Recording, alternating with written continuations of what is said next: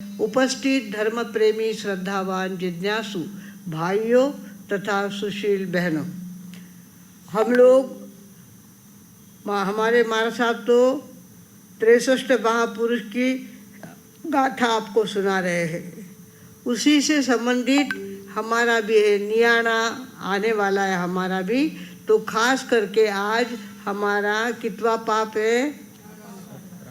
17वां पाप, 18वां पाप मिथ्या दर्शन। कौन सा पाप है? मिथ्या दर्शन। मिथ्या दर्शन बहुत बड़ा पाप है। दुनिया में सच्ची दो ही बातें हैं, मैं भगवान बन सकता हूँ और भगवान बनने के लिए सम्यक्त्व की प्राप्ति कर सकता हूँ। ये दो बातें सच्ची है, बाकी सारी बातें झूठी है, नश्वर है, क्षणिक है और दगा देने वाली है। तो कहा गया है भगवत्ता और आत्म दर्शन दो बातें हैं सच्ची, बाकी जगत की बातें सारी नश्वर है और कच्ची हो सब माल खरीदो। त्रिशलानंदन की खुली दुकान है, सब माल खरीदो। त्रिशलानंदन की खुली दुकान है। हम लोग मन के इशारे पे चलते हैं, पर वास्तव में देखा जाए मन ही मैं नहीं हूँ। मैं सिर्फ आत्मा हूँ, मैं शरीर नहीं हूँ।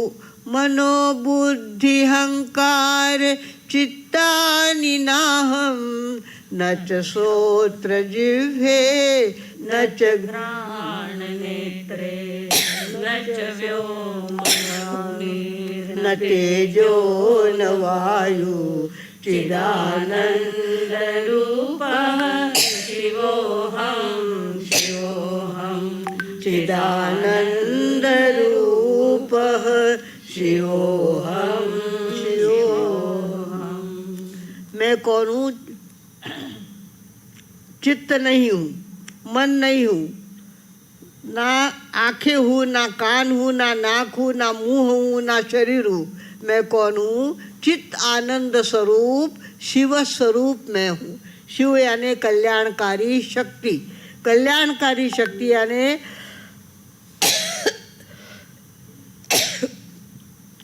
शिव जो है, शंकर जो है, वो हिंदू धर्म वाले लोग अलग ढंग से उनको मानते हैं और उसी शंकर को हम लोग आदिनाथ के रूप में मानते हैं। शंकर की पिंड जो होती है, आदिनाथ भगवान का जब निर्वाण हुआ था उस समय लोगों ने, उस समय वास्तुकला नहीं थी, तो उन्होंने बहुत बड़ा खंबा खड़ा किया था, बड़ा स्तूप खड़ा किया था। वो छोटा होते होते होते इतना सा रह गया और उसको पिंड का नाम दे दिया। वही शंकर है, वो आदिनाथ है, पर उनकी भक्ति न्यारी है, हमारी भक्ति।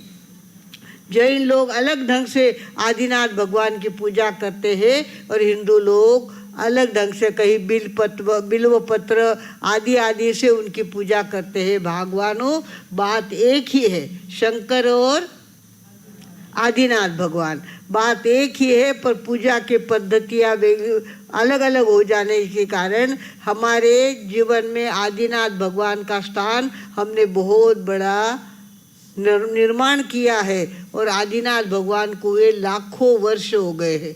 उसके बाद 24 तीर्थंकर होते गए, किंतु आदिनाथ भगवान को लाखों वर्ष हो गए हैं। करोड़ों कहे तो भी अतिशयोक्ति नहीं होने वाली। ऐसा आदिनाथ भगवान का रूप जो है, उन्होंने क्या प्राप्त किया? मिथ्या दर्शन अपनी जिंदगी से नष्ट किया, मिथ्या दर्शन नष्ट किया, जिस कारण से वे तीर्थंकर पद को प्राप्त हुए और मुक्ति को उन्होंने वर्ण कर लिया। भगवानों, जो आदमी सम्यक दर्शन प्राप्त नहीं करता, वो जब तक सम्यक दर्शन प्राप्त नहीं होता तब तक वो जीव मुक्त हो सकता नहीं है। जो बंधन में अटका हुआ है, जो सम्यक दर्शन नहीं प्राप्त करता, वो क्या करता है? शरीर और आत्मा को एक समझता है। शरीर यानी मैं यानी शरीर। आत्मा नाम की कोई वस्तु है नहीं, आत्मा का कोई अनुभव आता नहीं, आत्मा का कोई दर्शन होता नहीं, आत्मा खाली बंपक है। इस तरह से जो समझता है शरीर और आत्मा को एक समझता है, वो मिथ्या दर्शन वाला होता है। पदार्थों के प्रति अत्यधिक आसक्ति होती है। मेरी प्रॉपर्टी, मेरा घर, मेरी जगह, मेरी पत्नी, मेरा परिवार, इस तरह से आसक्ति में डूबा हुआ होता है, वो मिथ्या दर्शन की साधना करता है।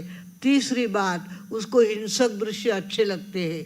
क्रूर होता है अंदर से और उसको हिंसा की बातें अच्छी लगती है, हिंसक दृश्य देखना अच्छा लगता है। और ख़ास तौर पर बंधन में अटके रहना उसको अच्छा लगता है। अपना घर, अपना परिवार, अपने लोग, उसमें रहना उसको अच्छा लगता है और हमेशा मानसिक अशांति में वो डूबा हुआ होता है। कैदी होते ना, कैदी, जेल में रहने वाले कैदी, उनको मुक्त करो तो वो कहते घर जाके क्या करेंगे, पत्नी तो कब की मर गई, बच्चे कहाँ गए पता नहीं, अब वहाँ जाके क्या करेंगे, हमको तो यही अच्छा है। घूम करके वापस कहाँ आते हैं, वो कैद में आकर के रहना पसंद करते हैं। वहाँ उनकी जगह, उनका मटका, उनका खाने का जो रिवाज है, जैसा वो जैसी रूखी सूखी रोटी खाते थे पर वो उनको अच्छी लगती थी। तो जो मिथ्यात्वी होते हैं वो बंधन में अटके रहना अच्छा मानते हैं, ऐसे मिथ्यात्व के लक्षण होते हैं। और सम्यक्त्व का लक्षण होता है उसकी दृष्टि खुलती जाती है, दृष्टि खुलती जाती है और सत्य और असत्य उसके ध्यान में आने लगता है। एक सेठ जी का अचानक स्वर्गवास हो गया, हार्ट फेल से स्वर्गवास हो गया उनका, और उनका बेटा था 18-20 साल का। अब माँ बेटे घर में क्या करते, माँ ने कहा बेटे मैंने कुछ हीरे संभाल के रखे हैं, तुम्हारे पिता दुकानदारी करते थे, हीरे जवाहरात की दुकान अपनी थी, उसमें से कुछ हीरे मैंने संभाल के रखे हैं, तुम्हारे पिता के दोस्त के पास जाओ और ये हीरे उनको दो, उसके बदले में पैसे लो और अपनी भी दुकान वैसी की वैसी चालू रखो।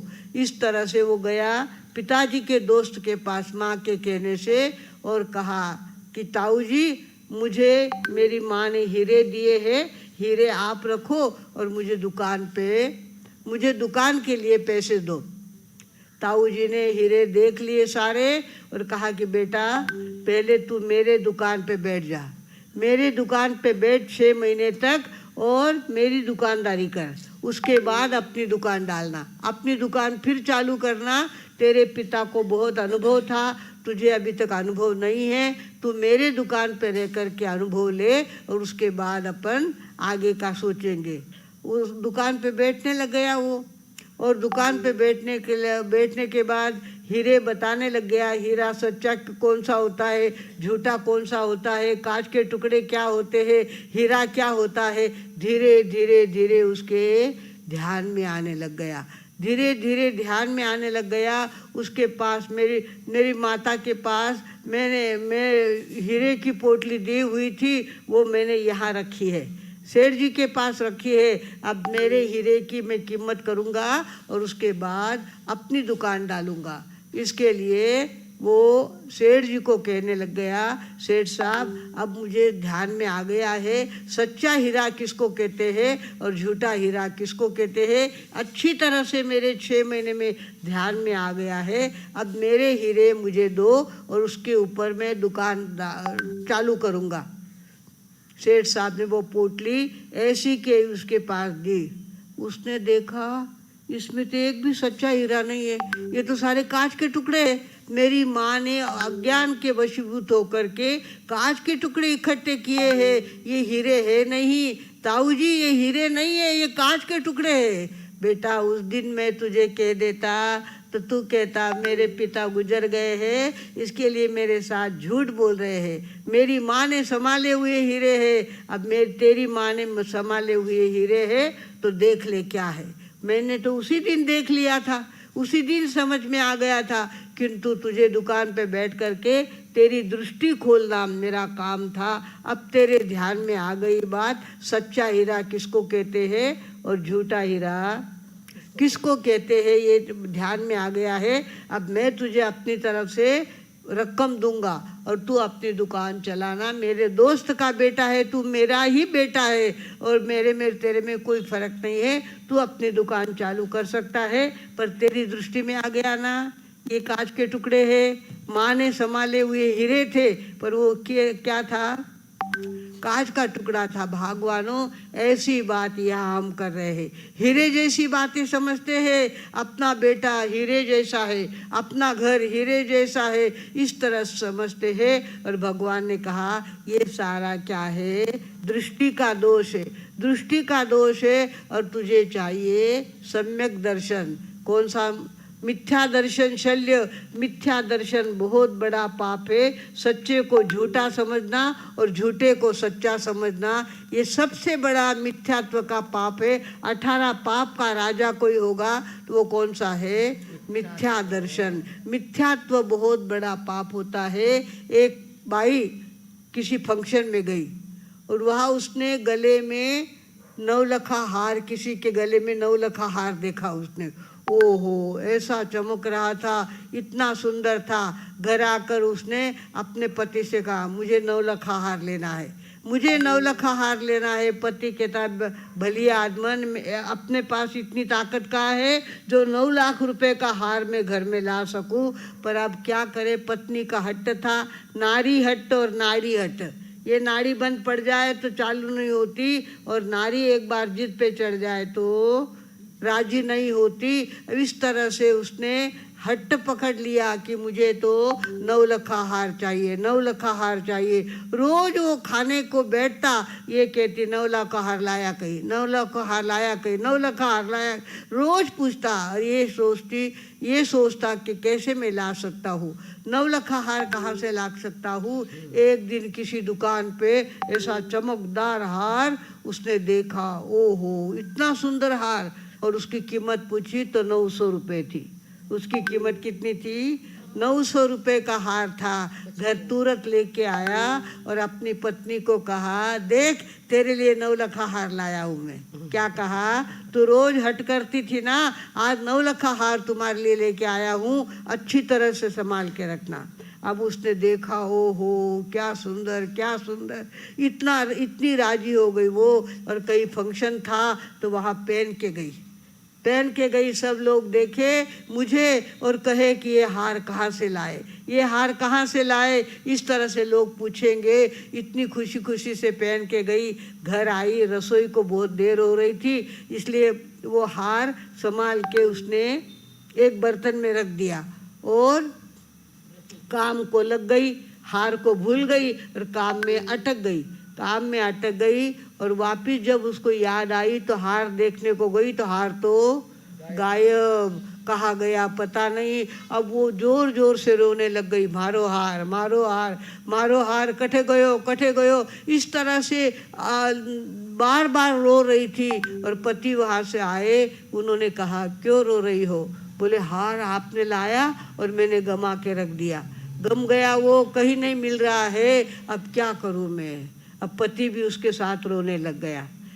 पति भी रोने, अरे 9 लाख हार भी गम गो, 9 लाख रुपया रो हार गमाई दियो। वो भी रोने लग गई और वो भी रोने लग गया। दोनों पर दोनों के रोने में फर्क था कि नहीं? हाँ, एकदम। वो कैसा रो रहा था?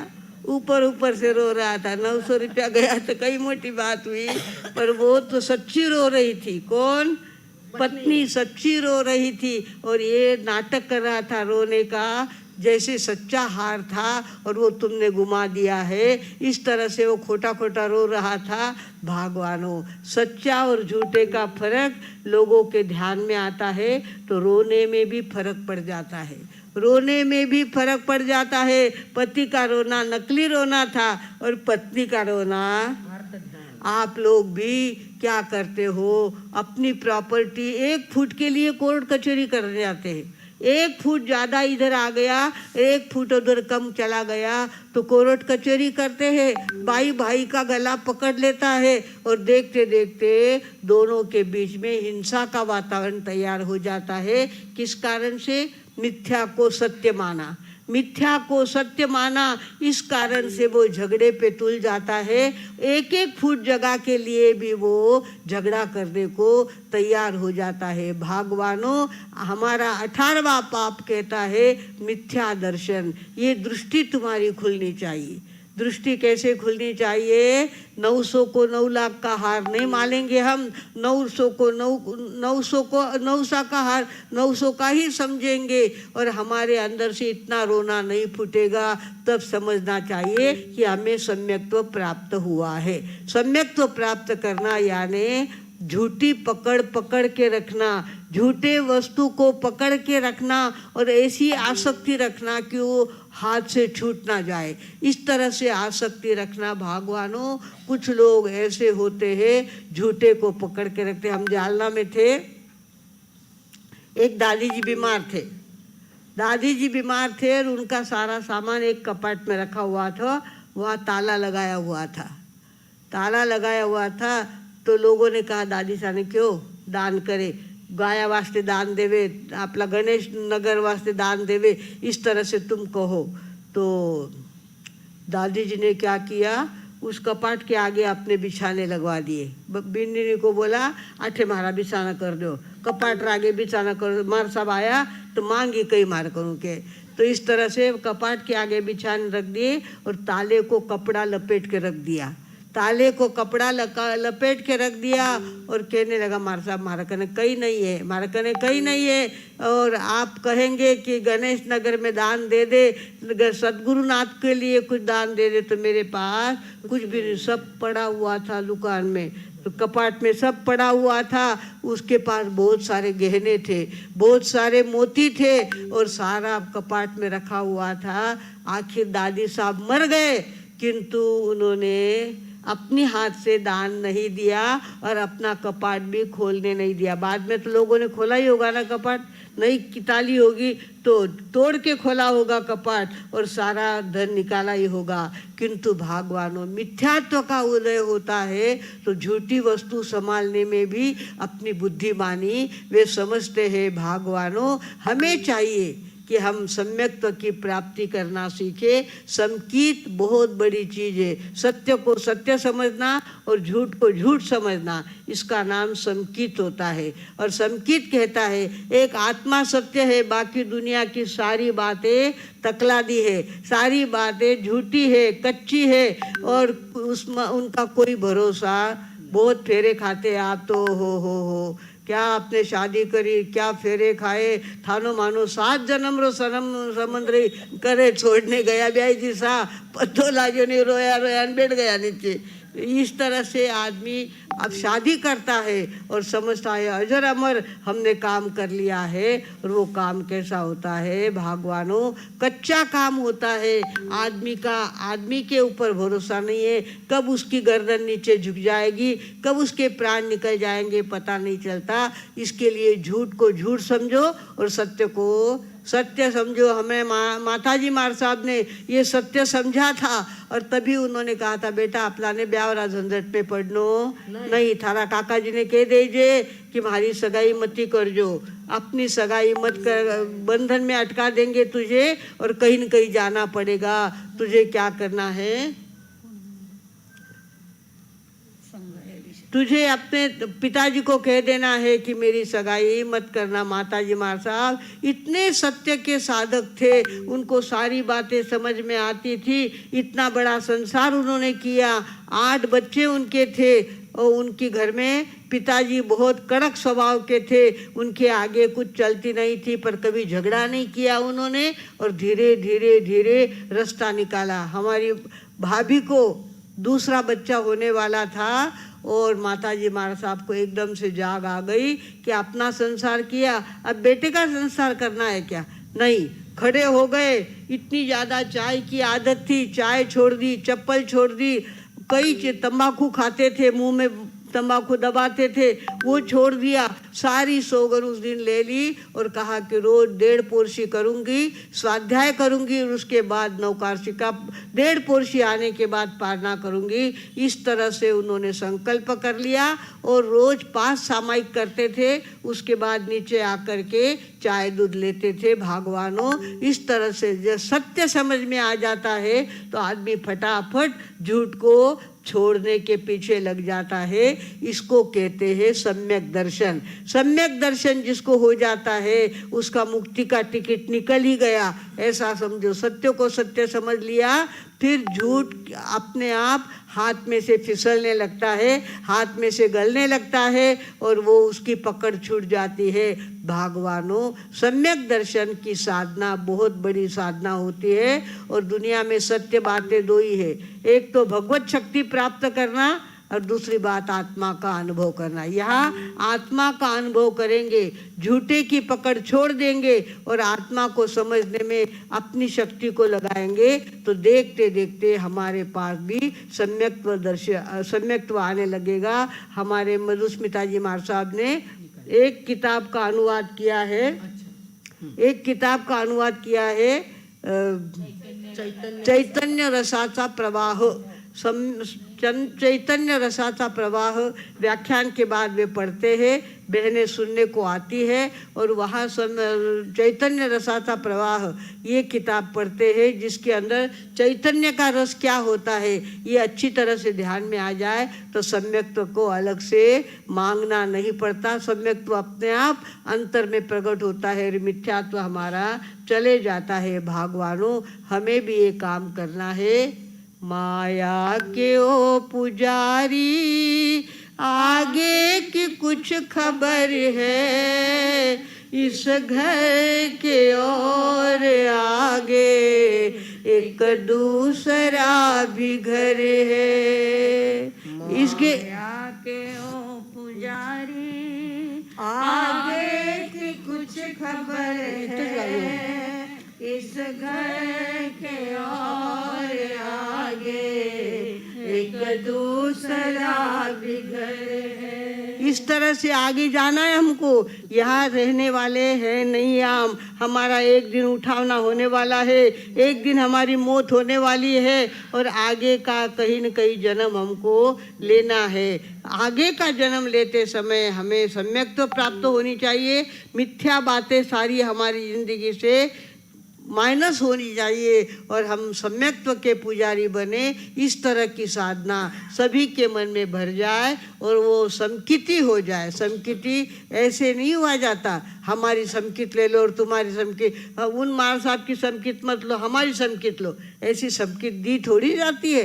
अंतर की समझ, गहरी समझ होती है, तब अंतर में सम्यक्त्व प्राप्त होता है और सम्यक्त्व प्राप्त होता है तो सच्ची बात ध्यान में आती है। दुनिया में सच्ची बातें 2 ही है, एक तो भगवत स्वरूप को प्राप्त होना, सिद्धालय में जाना, और दूसरी बात आत्मा का अनुभव होना, आत्मा के प्रति श्रद्धा होना। अभी आत्मा के प्रति श्रद्धा नहीं है हमारी, हमारा ध्यान तो वो कटे गए, वो कटे गए, वो कटे गए, वह वस्तु कटे गई, दूध नाश गो घी उगड़ो रेगो। इस तरह से हम तो संसार की झूठी बातों में अटके हुए हैं। ये सारा मिथ्यात्व है और संकित है। आत्मा का दर्शन, आत्मा की साधना, आत्मा का अनुभव, वो आत्मा का अनुभव करने के लिए आप अपने जीवन में तैयार रहे और आपकी जिंदगी से मिथ्यात्व की सारी बातें कम कम और कम होती जाए। इस सद्भावना के साथ अपने विराम लेती हूँ। ओम शांति।